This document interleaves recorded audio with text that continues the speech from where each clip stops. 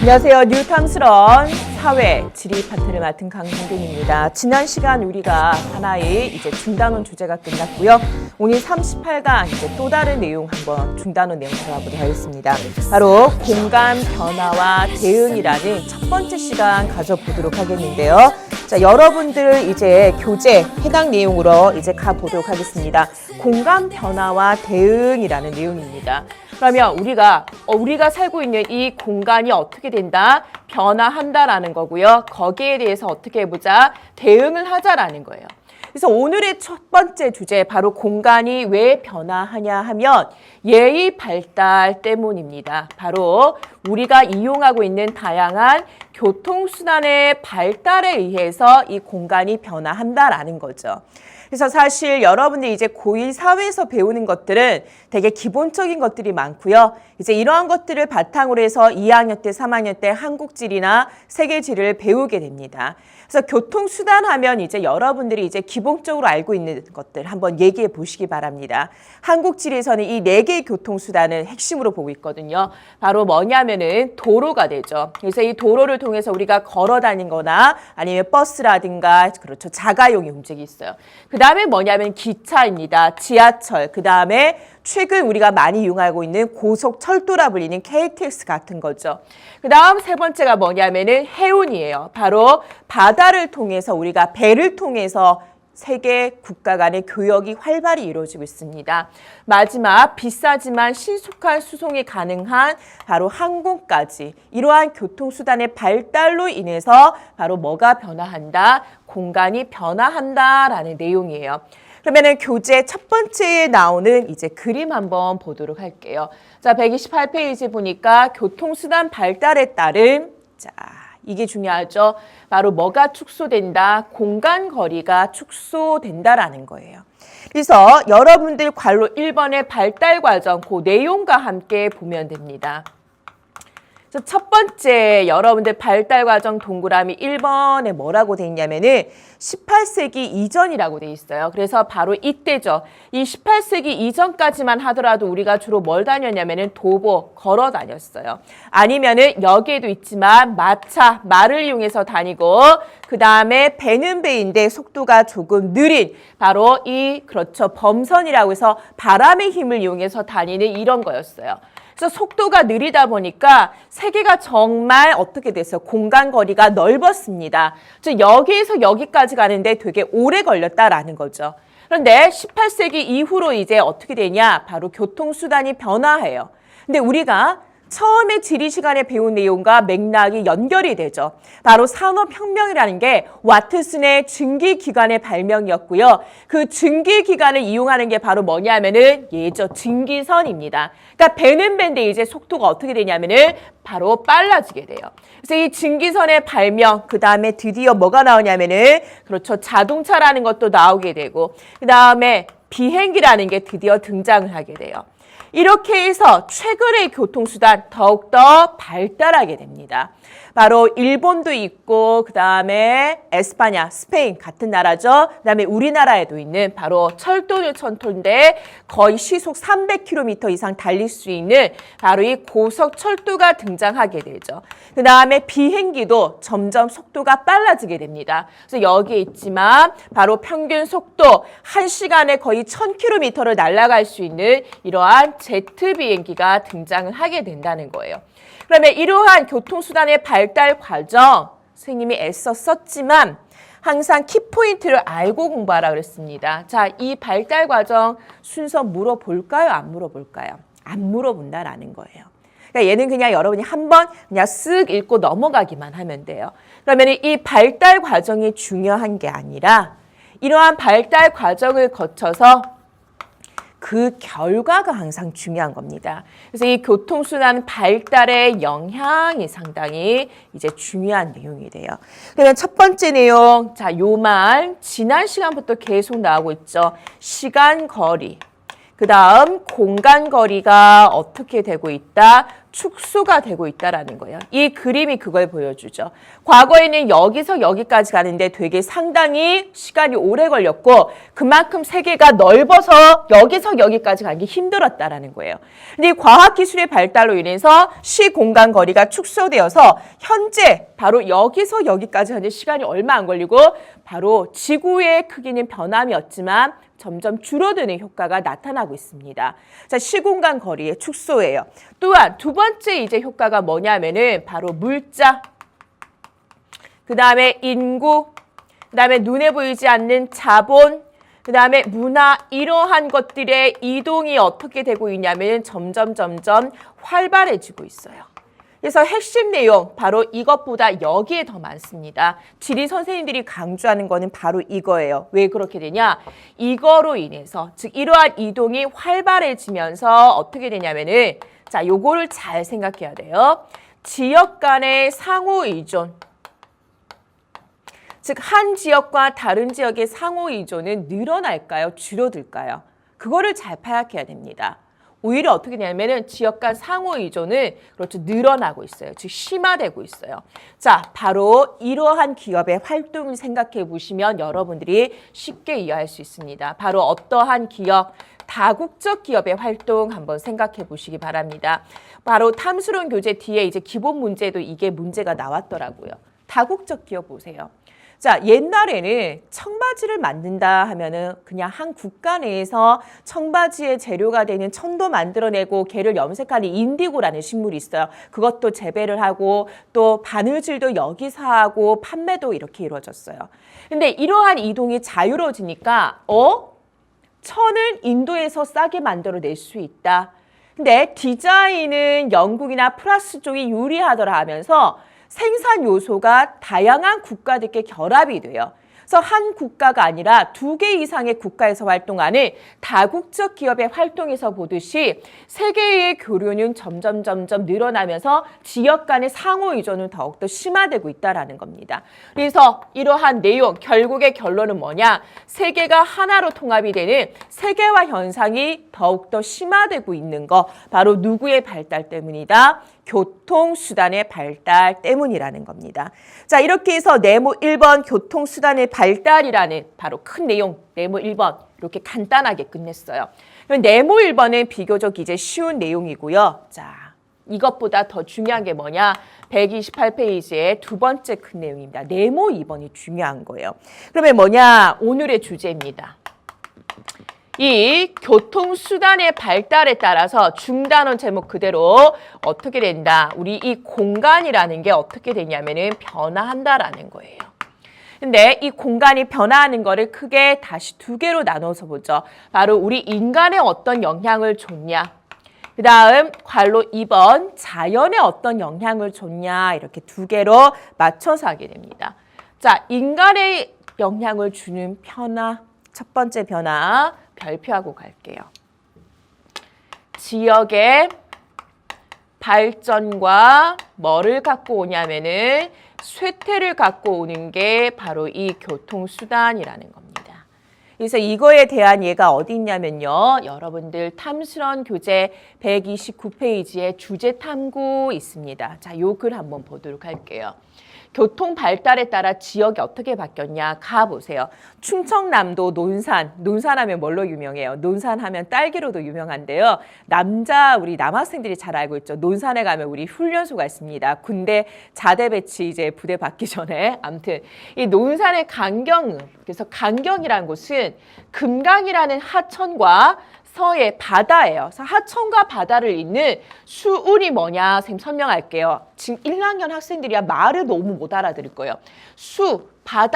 물 숫자고요. 운은 운반이에요. 그러니까 물을 이용해서 운반하는 교통을 우리가 수운교통이라고 합니다.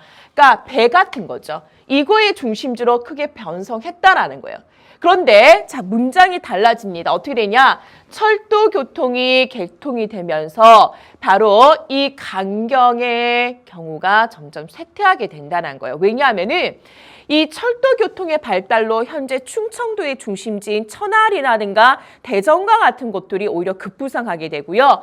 배를 이용하는 교통수단, 근데 그거의 중심지가 이제 어떻게 된다? 쇠퇴한다라는 거예요. 왜? 배라는 거에 단점이 있죠. 우리나라 여름에는 홍수 나서 이용하기 힘들고 나머지 계절에는 가뭄을 해서 배를 띄우기가 쉽지 않습니다. 근데 고속철도와 같은 계통에서 오히려 천안이라든가 이런 주요 기차역의 중심지가 성장하면서 과거 수은교통의 중심지는 어떻게 되었냐면은 그렇죠. 쇠퇴를 했다라는 거예요. 그래서 여기 나오죠. 바로 대전, 천안, 익산과 같은 바로 어떤 곳이냐면은 철도교통의 요지가 성장을 하게 된다는 겁니다. 그래서 첫 번째, 인간에 어떤 영향을 주냐 내용을 보면 이제 나오죠. 바로 지역 발전과 쇠퇴에 영향을 주더라. 그래서 과거에 우리 강경이었던 곳 수은의 중심지였으나 바로 어떻게 되냐면은 이게 쇠퇴한다. 그래서 수은교통이 발달한 곳들은 쇠퇴하게 되고 반대로 최근에 이제 떠오른 게 바로 어떤 교통이다? 그렇죠.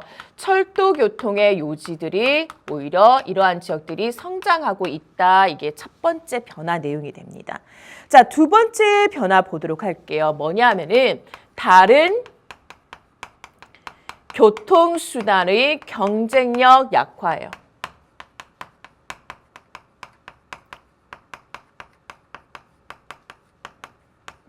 자, 이거는 선생님 예를 바로 쓰고 넘어가도록 할게요. 비교적 쉬운 내용입니다. 뭐냐? 자, 강의 중에 이런 얘기 안 하려고 하는데 선생님이 지금 나이가 36인데 옛날에 정말 결혼할 뻔한 적이 있어요. 4년 사귄 남자친구와 이제 결혼 얘기가 오고 가며 하면서 이제 시댁이 될 뻔한 울산을 가요. 근데 선생님이 처음에 이제 울산을 갈 때는 한 4년을 사귀었으니까 어떻게 갔냐면은 서울에서 울산까지 이제 고속버스를 타요. 근데 한 6시간 걸립니다.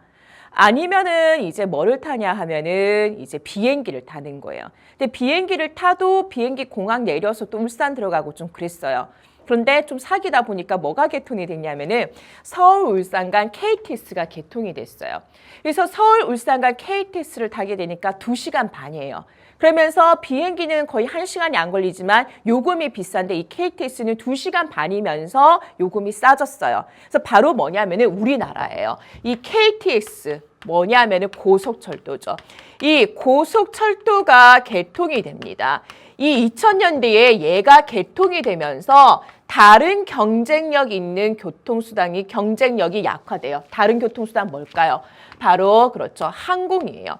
이 국내 항공기의 이용률이 감소하게 된 거예요. 왜? 비싸죠. 근데 KTX가 비행기만큼은 아니지만 그래도 많이 속도가 빠른 만큼 이게 오히려 감소했다라는 거예요. 즉 하나의 교통수단이 발달하게 되면 다른 교통수단의 이용이 떨어지기도 한다라는 겁니다. 자, 세 번째 변화 모습 요것도 대체적으로 쌤들이 이제 많이 낼 수 있는 거죠. 바로 뭐냐? 교통수단이 발달하니까 어떻게 되냐면은 이동시간이 단축돼요. 그러면 어떻게 되냐? 자, 우리가 이거를 더 많이 누릴 수 있죠. 여가 생활이 확대가 됩니다.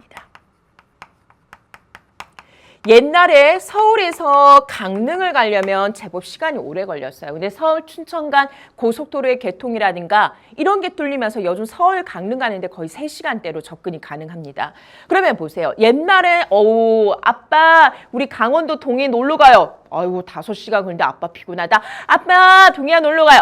3시간이면 충분해. 갔다 오자. 배도 먹고 속초에 가면은 아바이 순대도 맛있고 아이고 고등어 구이도 맛있고 이렇게 가게 되는 거예요. 그러다 보니까 여가 생활 확대가 됩니다. 그래서 바로 이 산업이 발달하게 돼요. 그 낙후된 지역들도 이제 관광객들이 증가하게 되면서 바로 어떤 산업이 발달하게 되냐면은 관광 산업이 발달하게 된다. 그래서 농어촌 지역 역시 소득이 늘어나는 이러한 효과를 가져오는 게 바로 뭐냐면은 이 교통수단의 발달입니다. 그러면 이거는 누구에 의한 변화, 누구에게 주는 변화냐? 인간에게 주는 변화예요. 그러면 자 괄호 2번 내용 계속 가볼까요? 이 교통수단에 의해서 공간이 변화한다라는 거예요. 그래서 지역이 성장하고 쇠퇴하는 지역도 있고 그 다음에 관광산업이 발달하는 지역이 생겨나기도 하고 공간 변화에 초점을 맞춰야 돼요. 그러면은 자 이번에는 인간이 아니라 이 생태 환경에도 교통수단이 그렇죠 영향을 준다라는 겁니다. 첫 번째 어떻게 되냐면요. 보세요. 도로예요. 그런데 조만한 요즘 도로 잘 안 닦아요. 어차피 놓는 김에 1차선, 2차선, 3차선, 4차선 고속도로 생각해 보세요. 그 얘가 차지하는 면적 상당합니다. 그러다 보니까 이 도로를 놓는 과정에서 산을 허물거나 아니면 농경지를 도로로 바꾸거나 이런 식의 바로 뭐가 되냐면은 산림이 훼손이 된다는 거예요. 그러니까 나무를 많이 그렇죠. 깎아내린다는 거죠. 그리고 또 이제 어떻게 되냐. 그러다 보니까 녹지, 푸른 땅이 어떻게 되냐면은 감소하게 된다라는 겁니다. 그러면은 같은 내용이에요. 자, 산림이 줄어드니까 거기에 살고 있는 다양한 동식물들이 어떻게 되냐면은 그렇죠. 감소하게 돼요. 그 다음에 이제 어떻게 되냐면은 요거를 이제 해결하기 위한 내용 같이 보면 좋거든요. 바로 최근에 이러한 것들을 막기 위해서 생태 통로를 갖추고 있습니다. 그러면 생태 통로가 뭐냐? 자, 한번 보도록 할게요. 여러분들 자, 여기 한번 와보도록 하겠습니다.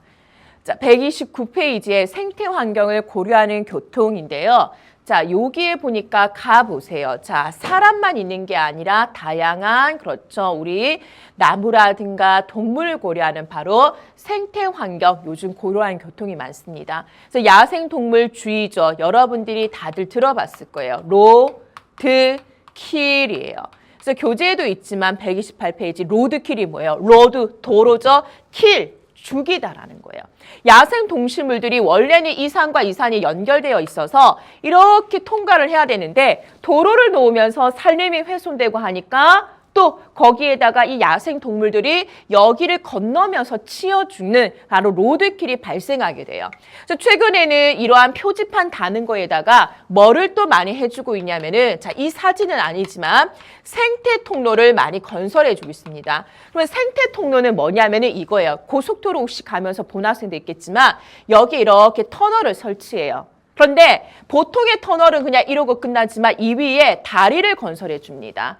그래서 이 터널 위에 다리를 건설해서 야생동식물들이 이 다리 위로 오고 가면서 그렇죠. 로드킬도 당하지 않고 생태 통로도 이어주는 게 바로 이 생태 통로라는 개념이에요. 그래서 자, 이제 사진도 받고 다시 이쪽 내용 와보도록 하겠습니다. 산림 훼손, 녹지 감소를 통해서 이런 변화가 나타나는 것 같아서 생태 통로를 유입해준다. 그 다음에 이제 또 두 번째 문제가 뭐냐면은 외래 생물 종의 유입이에요. 혹시 해외여행 나간 학생들 알겠지만 지금 각 국가마다 바로 여기에 초점을 많이 맞추고 있어요. 뭐냐면 미국의 예를 들어서 베스라는 그 물고기 있죠. 그 다음에 그 지역에 나는 무슨 덩굴 식물이에요. 근데 사람이 어떤 지역에 놀러 가면서 그 씨앗이라든가 그런 게 본의 아니게 사람 몸에 묻어옵니다. 그래서 이 사람이 그거를 운반하면서 우리나라에 원래 없던 식물이 그게 씨앗이 퍼지면서 자라요. 그래서 우리 고유의 생태계를 파괴를 해요. 그런 식물들이 들어와서. 그래서 이 외래 생물종이 비행기라든가 아니면은 화물배에 같이 딸려오게 되면서 생태계의 교란 문제가 나타나요. 그래서 정말로 이제 어떻게 되냐면 비행기를 이제 타고 내려서 우리나라 들어올 때 보면은 소독하는 국가도 있고요. 진검사에서 외국의 식물 갖고 온 거 있냐 이런 거 검사 많이 하기도 합니다. 바로 그런 내용이에요. 자, 세 번째 문제 뻔한 거죠. 대기오염. 그렇죠? 자동차로 인해서 대기오염, 이거로 인한 산성비라든가 지구온난화 문제가 심각하고 있죠. 그 다음에 관광산업 발달, 그래서 쓰레기 배출량이 많아진다거나 이런 생태 환경에도 문제가 일어나고 있습니다. 그러면 여러분들 또 보세요. 키포인트를 맞추면 알겠지만 생태 환경의 내용은 여러분들 비교적 어때요? 쉽다라는 거예요. 그러면 이거는 여러분들 선생님은 이제 하나씩 설명했지만 각자 이제 복습할 때는 얘는 그렇게 주안점을 두지 않아도 돼요. 그럼 시험 문제는 거의 대부분이 어디서 나온다? 바로 이 인간에게 어떤 영향을 줬는지 여기에 여러분들이 초점을 맞추어서 공부를 해 주셔야 합니다. 자, 이렇게 하면 128페이지, 그 다음에 129페이지, 바로 교통수단 발달에 따른 공간의 변화 봤고요. 자, 이제 그러면은 주제를 한번 바꿔보도록 하겠습니다. 자, 오늘의 두 번째 주제, 교재 넘길게요. 130페이지 한번 이동해 보도록 하겠습니다. 그러면 130페이지 옆에 131페이지 이런 그림도 나오지만 02, 자, 두 번째 이제 소주제 넘어가도록 할게요. 바로 뭐냐? 도시화와 산업화에 따른 교통 변화예요. 공간 변화예요. 주제가 계속 연결된다는 거를 모르는 학생들 공부 못하는 겁니다. 뭐냐? 아까 우리가 봤던 01은 뭐였어요? 교통수단의 발달에 따라서 뭐가 변화하는, 공간이 변화하는 모습 봤어요. 지역이 쇠퇴한다거나 관광선임이 발달하는 거. 이제 두 번째로 볼 거는 뭐냐? 공간이 변화하는데 도시화와 산업화에 따라서 공간이 어떻게 변화하냐 보자는 거예요. 그러면 보조단에도 나왔지만 도시화가 뭘까요? 어떤 한 지역 혹은 한 국가에서 바로 여기에 거주하는 인구가 늘어나는 거예요. 도시에 거주하는 바로 인구, 사람의 비율이 어떻게 되는 거냐면은 증가하는 겁니다. 그래서 옛날에 우리 조선시대, 고려시대 한번 보세요. 대부분의 사람들이 서울과 같은 이제 도시의 개념이 아니라 거의 다 어디서 살았어요? 농촌, 어촌, 산촌에 살았어요. 근데 현재 우리나라 인구의 거의 80% 이상, 거의 90% 가까이가 어디에 살고 있습니까? 바로 도시에 살아요. 현재 우리나라 농어촌의 인구가 거의 없고요. 있어도 보통 65세 이상의 노년층이 많습니다. 그래서 도시거주 인구 비율이 증가하고 도시적인 생활 양식이 증가하는 거죠. 그래서 선생님도 차도뇨 뭐 이런 거 커피 한 잔 우아하게 카페 가서 마시고 강의하기 전에도 커피 이렇게 딱 들고 이제 스튜디오 들어오시고 그다음에 백화점 가서 쇼핑하시고 뭐 공연 보고 바로 이런 거예요. 도시적 생활 양식이 확대되는 거. 이거를 도시화라 그래요. 그러면은 산업화는 뭐냐? 뭐예요? 배워놓고도 또 까먹었죠. 자, 지리 첫 번째 35강에서 한 겁니다. 농업사회는 1차 산업이 중심이 되는 사회였고 바로 산업사회라고 하면은 몇 차 산업, 그렇죠? 2차 산업, 공업이 발달하는 거를 우리가 산업사회라고 하고요. 이 공업의 비중이 늘어나는 거를 우리가 뭐라고 하냐면은 산업화라고 하게 돼요. 그러면은 자, 이 도시화와 이제 산업화에 대한 뜻을 봤고요. 관로 1번 내용 바로 들어가 보겠습니다. 자, 도시화와 산업화가 어떻게 진행이 되냐 한번 보도록 할게요. 자, 요거 이따가 이제 여러분들 뒤쪽에 있는 기본 문제 자료가 있어서 선생님이 안 갖고 왔거든요. 어차피 문제 풀 때 보니까. 자, 선생님이 이렇게 그래프를 한번 예쁘게 그려서 설명해 볼게요. 이 그래프를 배우는 학교도 있고 안 배우는 학교도 있어서 선생님이 안 갖고 왔는데 자, 가로축이 뭐냐면은 시간이에요. 그래서 점점 시간이 흐르는 거예요. 자, 세로축은 뭐냐면은 도시화율이에요. 그러면 도시화율이 뭐냐면은 그렇게 어려운 개념이 아니에요. 어떤 한 지역이나 한 국가에 뭐가 있냐면은 전체 인구가 있을 거예요. 어떤 한 국가에. 그러면은 어디에 거주하는 인구, 도시에 거주하는 인구, 그 다음에 비율이니까 곱하기 100이에요. 그래서 도시화율이 예를 들어 50%라는 거는 어떤 한 지역의 전체 인구의 몇 퍼센트가 50%가 도시에 거주하는 거예요. 그러면은 이 선생님이 이제 그리고자 하는 게 바로 뭐냐면은 우리 이거예요. 점점 도시화가 되는 이 곡선을 우리가 한번 그려보려고 해요. 이 도시화 곡선 어떻게 그리냐면요. 요런 S자 모양으로 나타나게 됩니다. 총 3단계에 걸쳐서 도시화가 이루어져요. 그래서 첫 번째 단계는 뭐냐면은 초기 단계라는 거예요. 그래서 이 초기 단계에서는 말 그대로 도시화가 이루어지지 않는 단계입니다. 그러니까 몇 차 산업이 중심이 되는 거냐 하면은 바로 1차 산업이 중심이 돼요. 그러니까 대부분의 인구가 어디에 거주하는? 농어촌에 거주하는 거죠. 그래서 그래프를 보세요. 도시화율이 낮고요. 도시화율이 증가하는 속도도 이렇게 늘어나지 않아요. 근데 바로 이 두 번째 단계를 배우는 학교에서는 보통 여기서 이제 선생님들이 시험 문제를 냅니다. 이 두 번째 단계를 우리가 뭐라고 부르냐 하면요. 이렇게 불러요. 가속화 단계라고 합니다. 그러면 그래프의 모양을 한번 보세요. 자, 여기에서 여기 가는데 어떻게 되고 있어요? 도시화율이 낮았다가 갑자기 올라가는데 엄청나게 급하게 올라가요. 그러면 이 가속화 단계에서는 도대체 어떤 일이 일어난 거냐? 바로 이 2차 산업이 발달하게 돼요. 그래서 인구의 이동, 자, 요 말은 중학교 때 많이 들어봤죠.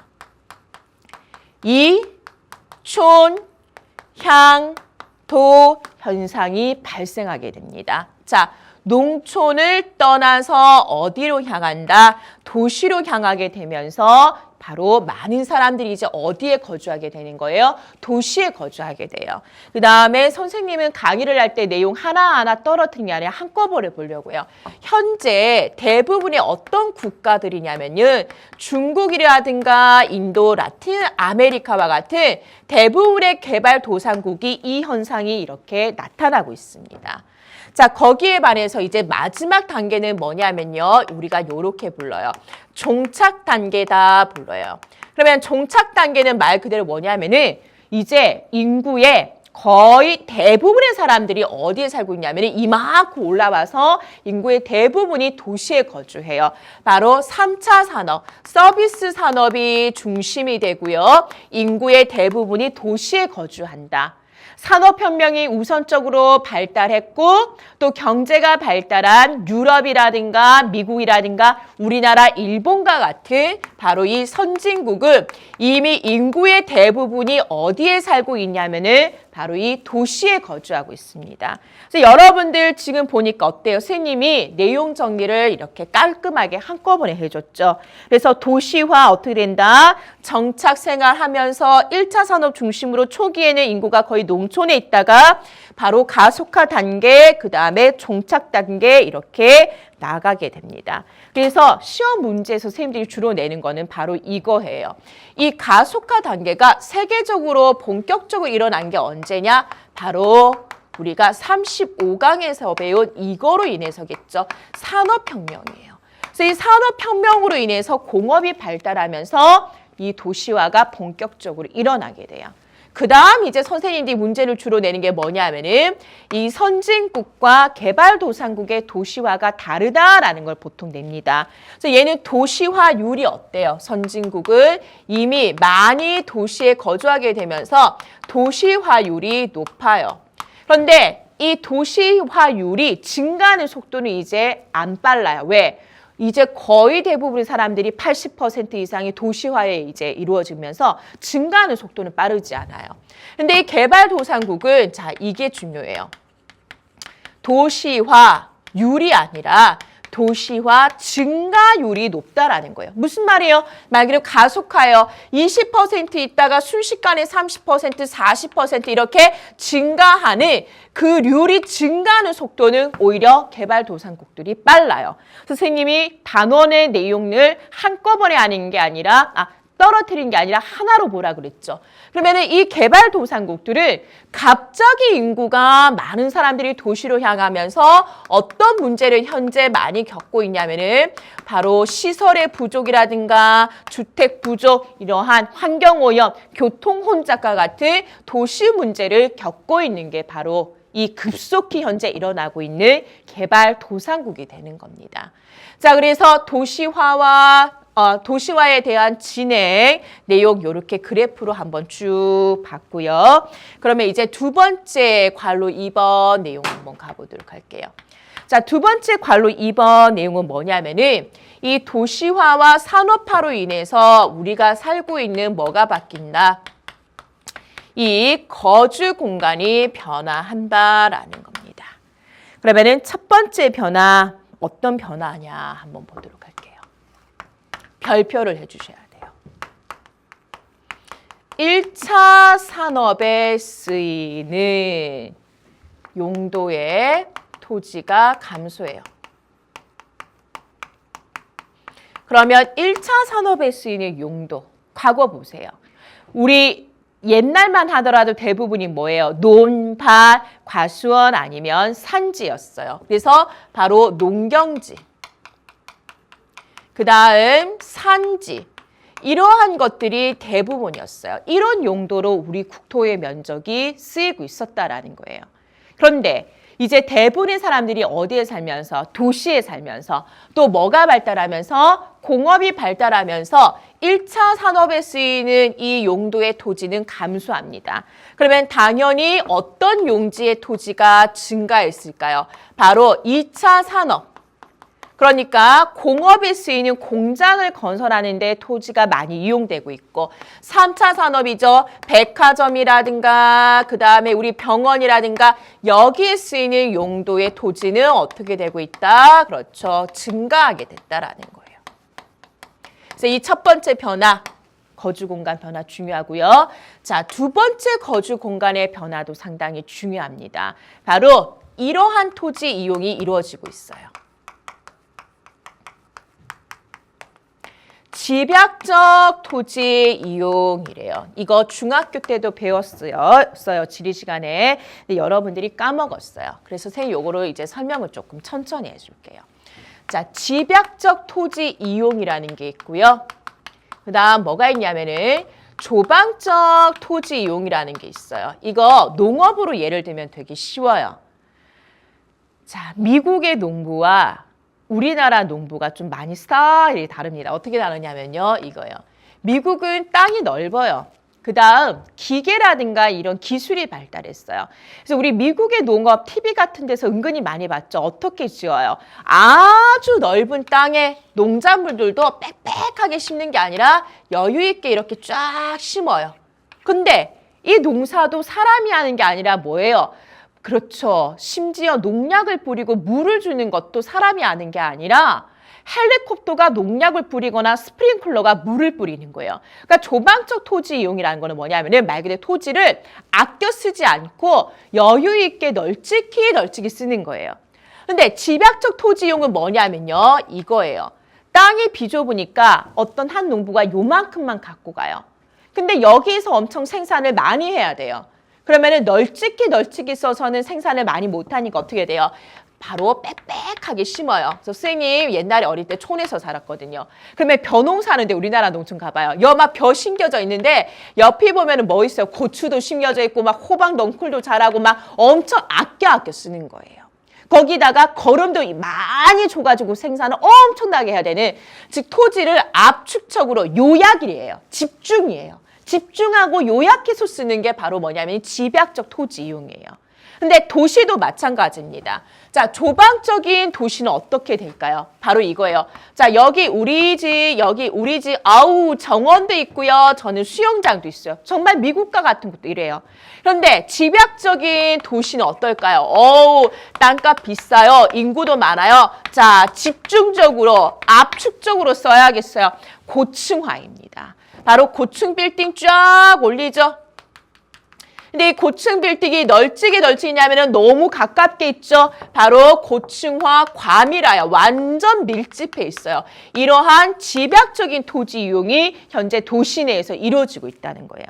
자, 다음 세 번째 변화는 뭐냐면은 이거예요. 도시의 바로 내부 구조가 변화하게 된다라는 겁니다. 근데 어떻게 변화하냐? 이게 내부 구조가 분화를 하게 돼요.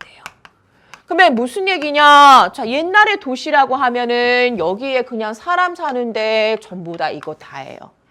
근데 뉴욕, 서울, 런던, 도쿄와 같이 도시들이 커지니까 어떻게 하냐? 도시 내부의 구조가 딱딱 나눠지게 됩니다. 그러면은 우리 서울에서도 가운데에 있는 바로 명동이라든가 을지로 같은 데는 뭐냐? 시청도 있고요. 백화점도 있고요. 고급 호텔, 각종 대기업의 본사가 있어요. 그래서 도시의 중심이 되는 이런 각종 기능이 있는 곳을 우리가 뭐라고 하냐면은 도심이라고 해요. 근데 여기가 아니라 잠실로 가거나 아니면 상계동, 중계동과 같이 서울의 주변 지역으로 하면은 대규모가 뭐냐면은 바로 주거 기능이죠. 아파트 숲을 이루고 있습니다. 그래서 여기는 딱 중요한 기능, 여기는 주거 기능, 이런 식으로 도시의 내부 구조가 분화돼요. 왜? 도시화, 도시의 규모가 커지면서 이렇게 거주의 공간이 어떻게 되고 있다? 변화하고 있다라는 겁니다. 그러면은 이 거주 공간의 변화에 맞추어서 이제 내용 한번 보도록 할게요. 자료 한번 보도록 할게요. 여러분들 131페이지 주제 탐구에 지금 뭐가 나오냐면요. 대도시 주변 농촌의 도시화입니다. 자, 이 자료를 이용해서 선생님들이 시험 문제 엄청 많이 내세요. 그러면은 이거는 무슨 내용이냐면 선생님 답을 알려줄게요. 자, 요 말 혹시 중학교 때 들어본 거 기억나요? 우리가 근교농촌이라는 걸 배웠어요. 뭔 말이냐? 자, 비교적 도시와 가까이 있는 농촌의 경우는 어떻게 되냐면은 자, 우리 서울이에요. 땅값이 비싸요. 못 살겠어요. 신혼부부인데 어떻게 농촌으로 갈까? 여보, 이제 내가 은퇴했어. 애들도 다 길렀겠다. 우리 여유 있게 전원생활 한번 누려봅시다. 근데 내가 아직 은퇴를 안 했으니까 아직 직장 좀 다니니까 가까운 농촌으로 갑시다. 이렇게 돼요. 그래서 도시 가까이 있는 농촌, 바로 가까울 근에다가 도시교자를 써서 이러한 농촌을 근교농촌이라고 하게 돼요.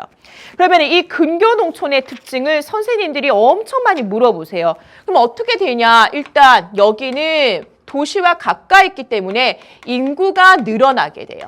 그래서 인구가 늘어나게 되면서 일부 농촌에서는 어떤 변화가 나타나냐면요. 행정구역이 바뀌어요. 자, 우리나라 경기도, 경상북도, 도 안에 뭐가 있어요? 무슨 시 아니면 무슨 군이 있죠. 시는 도시의 행정구역이고요. 무슨 군은 농어촌의 행정구역이에요. 그래서 무슨 시가 뭘로 바뀌냐면은 행정구역이 군으로 바뀌어요. 그 선생님 친구 중에 한 명이 이제 여기에서 교사를 하고 있는데 바로 경기도 여주군이었어요. 근데 여주가 인구가 늘어나서 경기도 여주 뭘로 올라가냐면 시로 올라갔어요. 바로 행정구역이 바뀌기도 합니다. 자, 또 어떤 변화가 나타나냐? 인구가 증가하니까 당연히 어떻게 되냐면은 이질적인 주민 구성으로 바뀌어요.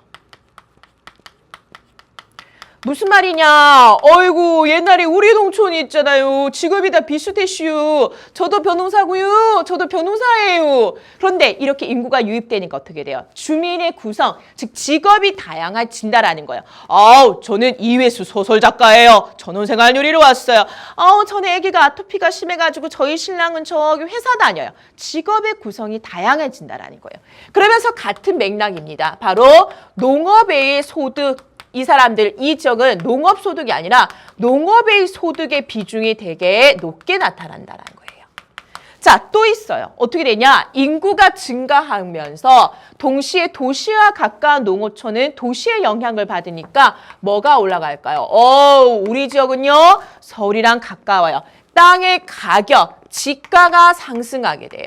그러니까 옛날에는 어떻게 되냐? 저희 농촌은요, 땅값이 싸가지고 그냥 변호사 한 번만 해도요. 그냥 이거 땅값 내고 남았시오. 어머, 근데 이제 이 지하철이 연결돼가지고 우리 농촌 땅값이 올랐시오. 아이고, 이거 땅값이 한 평에 10만 원 하는 게 이제 한 100만 원까지 가요. 농사 한 번 지어서 이거 땅값 못 내겠시오. 그래서 어떻게 되는 거예요? 전통 농업에서 꽃이라든가 채소, 겨울에 꽃, 딸기와 같은 바로 뭐를 재배하는 상품 작물, 즉 돈을 되는 상품 작물을 주로 재배하게 돼요. 근데 이 상품 작물 중에 대표적인 게 바로 어떤 농업이냐면요. 이 농업입니다. 원예 농업이에요. 아까 선생님 말한 거예요. 채소, 꽃, 과일을 재배하는 거를 원예 농업이라고 하고요. 이것도 어떤 식으로 재배를 하냐면은 맨 땅이 아니라 바로 시설 농업이라는 거예요. 비닐하우스를 이용해서 1년에 여름에도 농사를 짓지만 겨울에 한 번 더 지어서 소득을 높이는 이러한 비닐하우스 이용한 시설 농업이 증가한다라는 거예요. 그래서 이제 이 그림이 보면은 바로 그러한 변화를 보여주죠.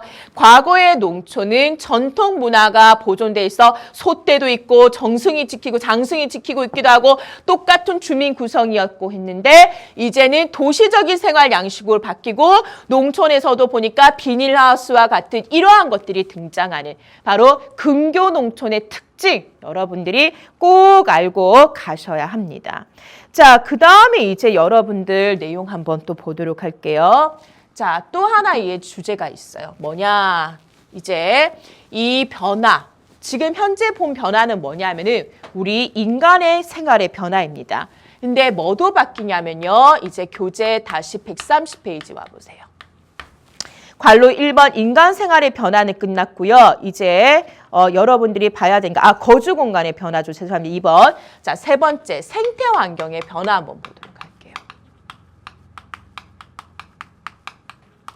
자, 당연히 우리 살고 있는 거주 공간만 바뀌는 게 아니라 이 생태 공간 역시 바뀌게 됩니다. 그러면 여기에서도 시험 문제 정말 많이 나오게 돼요. 어떻게 되냐. 녹지 공간이 감소해요. 과거에 농어촌이었는데 이러한 풀, 나무 많이 사라지게 돼요. 그러면서 자연적인 토양도 사라지고 뭐냐면은 포장 면적이 증가하게 돼요. 그러니까 아스팔트와 같은 이런 포장된 면적이 증가하게 됩니다. 그래서 이로 인해서 현재 도시에서는 특이한 기후 현상이 나타나는데요. 이거 지리 선생님들 무지무지 좋아하는 거예요. 바로 무슨 현상이 나타나게 되냐면은 이 열섬 현상이라는 게 이제 나타나게 됩니다. 선생님, 교재에 열섬 현상 뜻이 나오는데 잘 이해가 안 돼요. 근데 선생님 말대로 우리 학교 선생님들도 이거 되게 강조하더라고요. 자, 뭐냐, 선생님 그림으로 가볼게요. 도시는요, 아까 봤겠지만 고층 빌딩, 집약적인 토지 이용에 자동차에다가 사람이 엄청나게 많아요. 그럼 이 자동차의 열기, 고층 빌딩의 그 에어컨 안에는 시원하지만 바깥에 그 환풍기 열기, 그다음에 겨울에 난방을 생각해 보세요. 바로 이 도시라는 곳은 인공열의 발생이 많아요. 그러다 보니까 주변의 농촌보다 당연히 뭐가 높을까요? 기온이 되게 높게 나타납니다. 그래서 도시가 주변의 농촌보다 오히려 겨울에 기온이 높아요. 그래서 기온을 이렇게 그림으로 나타내면 여기는 20도인데요. 저희는 25도까지 가요. 이런 식으로 도시의 기온이 높아요. 그래서 마치 바다에 떠 있는 섬처럼 이렇게 열이 섬처럼 ปุ๊ 올라갔다고 해서 이 현상을 열섬 현상이라고 하게 돼요. 그럼 요거는 학생들이 제법 이해를 잘하는데요. 이게 되게 어려워요. 자, 열섬 현상에다가 뭐도 같이 나타나냐면은 바로 이 현상이 나타나요. 도시의 사막화 현상입니다. 즉 도시는 사막처럼 뭐가 낮게 나타나냐 하면요. 습도가 낮게 나타나요. 왜 그러냐? 자, 자연 상태는 뭐예요? 나무가 물을 흡수하고 토양이 물을 흡수하는데 우리 도시라는 곳은 나무가 없어요. 그리고 아스팔트 포장이래요. 그러니까 비가 오면은 이 빗물이 땅속에 흡수가 되는 게 아니라 아스팔트 여러분들 비 오는 날 가보세요. 물이 어떻게 되고 있어요? 흡수가 안 돼서 막 흘러 넘쳐요. 근데 이 물들이 어떻게 되냐? 흡수를 못하고 딴 데 흘러서 배수구로 빠져나가요. 그러면 자연 상태에서는 누가 흡수를 하게 되냐면은 토양이 이 수분을 다 갖고 있는데 얘는 흡수가 안 되고 흘러가 버려요. 그러니까 물이 있다 없다 없어지게 되면서 습도가 낮아지게 됩니다. 그래서 도시는 어때요? 덥고 습도도 낮은 이러한 이상기후가 나타나는 게 바로 도시의 생태 환경 변화라는 거예요. 그래서 이거를 줄이기 위한 이제 해결 노력 여러분들 교재에 나오죠.